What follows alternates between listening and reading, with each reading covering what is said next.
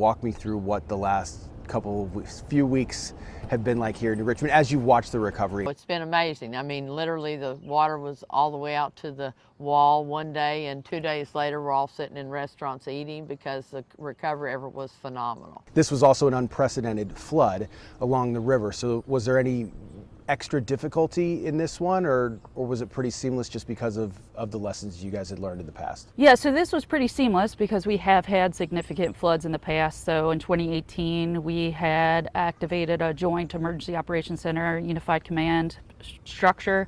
And so every year we send out our flood plans and make sure that we are all on the same page. That meant this time the work to recover started faster, and that collaboration kept flowing through the United Way's 211. As those calls came in, we were able to identify for residents what they needed and then communicate that through the platform to the volunteer organizations.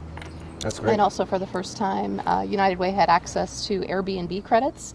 So 10 residents locally had access to use local Airbnbs at no cost to them. On top of that, Connect Clermont, a community nonprofit, accepted donations. We collected pledged amount over $6,100 for flood relief, and every penny will go into flood relief.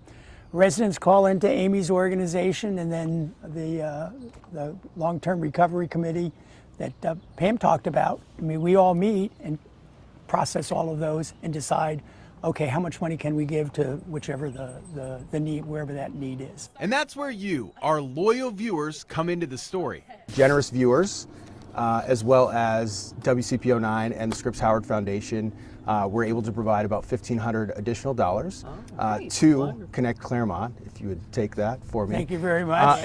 And how will you be able to use that maybe in the efforts? So it will go into that same pot of money. So there are unmet needs. I mean, you only have so many funds that can do that. Village admin Catherine Bailey, veteran of the Air Force and other natural disasters like Hurricane Katrina, knows a thing or two about operational order.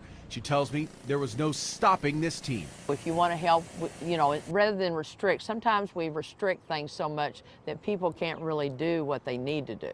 So if you really just kind of manage it and oversee it and give direction, but don't stop things. I think that's what you did really well, Pam. I was really proud of that. Is there like a main lesson that you learned for this disaster, maybe going forward to the next? Well, I think the challenge that we face moving forward is just the threshold to get state and federal assistance is only going to be elevated. So it's going to become more and more challenging for us to get an individual assistance declaration. And so we have to build these partnerships in order to be able to help our residents recover.